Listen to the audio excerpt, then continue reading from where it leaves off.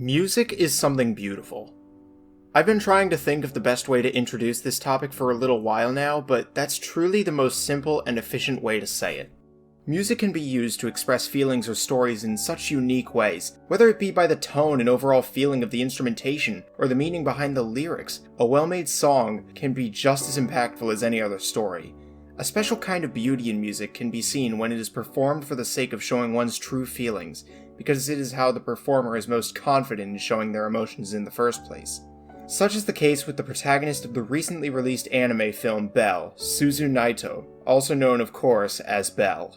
When Suzu was a young girl, she grew up with a love for music passed on to her by her mother, and the two would often make music together as their way of bonding. Unfortunately, this didn't last very long, as a decade before the events of the film, her mother rushed into a flooded river during a storm to save a child from drowning, effectively sacrificing herself to save said child. To say that this left Suzu with some mental scars would be an understatement, and those were only compounded upon when she heard some adults speak ill of her mother for abandoning her child for a stranger, leaving Suzu to believe this too, at least subconsciously. With all of this weighing on her for the next decade, she became a complete wallflower. She was distant to both her father and most of her classmates, barely interacting with anyone besides her closest of friends. On top of that, the trauma has left her unable to sing in front of others at all, and just barely while she's alone. When some of her peers ask her to sing at karaoke, she has a complete panic attack, and when she tries to while alone shortly after, she immediately vomits from the attempt. Suzu finally gets a chance to escape from this life when she logs into the world of You, a popular virtual reality community. Invited there by her friend Hiroka, she's unsure of what to expect, but still she signs up and is assigned an avatar, and upon giving herself the username Belle, she logs in.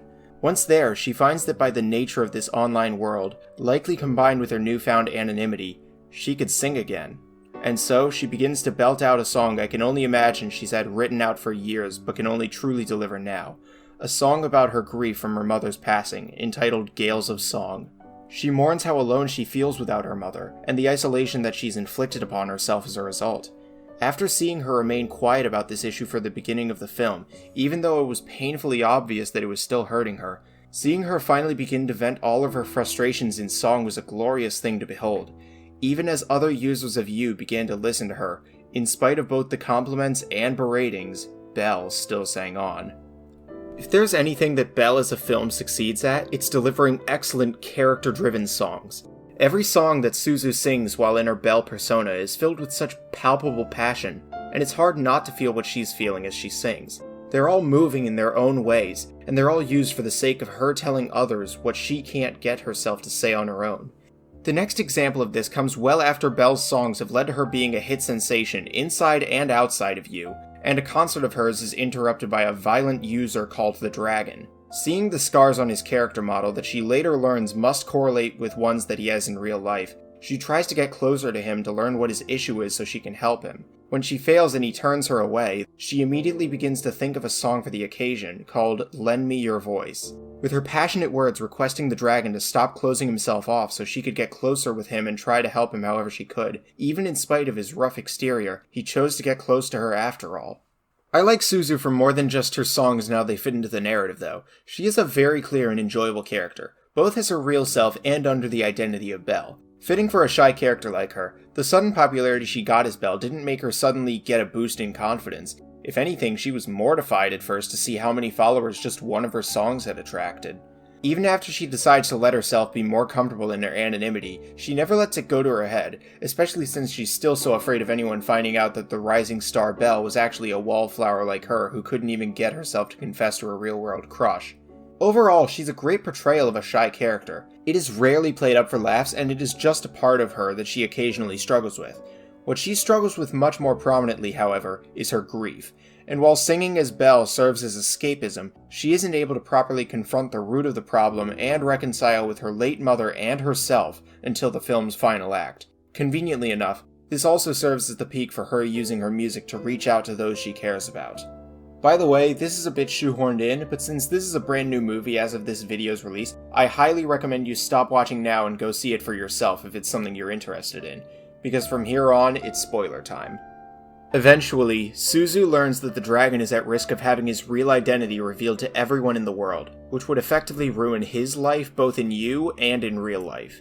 When Suzu loses contact with him and Yu, Hiroke uses her computer skills to help her find out who the dragon is before anyone else can, so she can stay in contact with him and potentially help him. What they find is something much more disturbing than they ever could have expected. They see live footage of a middle schooler named Kei, the dragon in real life, protecting his younger brother from their abusive father. They find a family that has also lost their mother, but has deteriorated into something much darker than Suzu's own family did. Upon realizing this, Suzu's priority shifts from helping him and Yu to saving him from this awful situation. But the problem is that when she reaches out to Kei, he doesn't believe that she's the Belle he got to know, and that her claims to want to help him are just empty platitudes. Seeing that she has no other way to convince Kei of who she is and how she wants to help him, she logs back onto Yu and immediately uses the device that was intended to reveal the dragon's identity on herself, doing exactly what she feared the most, showing the entire world who Belle really was. As her character model changed from Belle to one identical to Suzu, she's clearly barely keeping it together and is nearly overcome by her anxiety. Even still, she presses on, visible to the entire world, and sings not as Belle but as Suzu. In this final song, A Million Miles Away, she mourns how she can relate to Kei's feelings that life has lost purpose, how much pain and self-loathing she's endured, and how even as she sings this song, she's terrified. But she promises that in spite of everything, she's still here for him, and there is a path ahead for both of them. This song grows into a triumphant fanfare as she expresses how life is beautiful after all, an affirmation that's as much for herself as it is for Kei. While this does earn Kei's trust, Suzu's final challenge is keeping to her word and helping him, especially since the last thing she saw before the live footage of the boy cut out was his father getting ready to beat him again, and the authorities that she contacted said that they could not help until 2 days had passed. In spite of everything, the distance between them, the fact she isn't even 100% sure on where he lives, and her own anxiety, she does everything in her power to find him, and she succeeds. She even puts herself between her dear friend and his father, taking several punches from him and getting her cheek gouged by the man, but she doesn't budge, because if she didn't protect Kei, no one would. Throughout this sequence, Suzu had unknowingly mirrored what her mother had done and put herself in harm's way to help someone in need when no one else could, and when she realized this, she finally understood why her mother did it.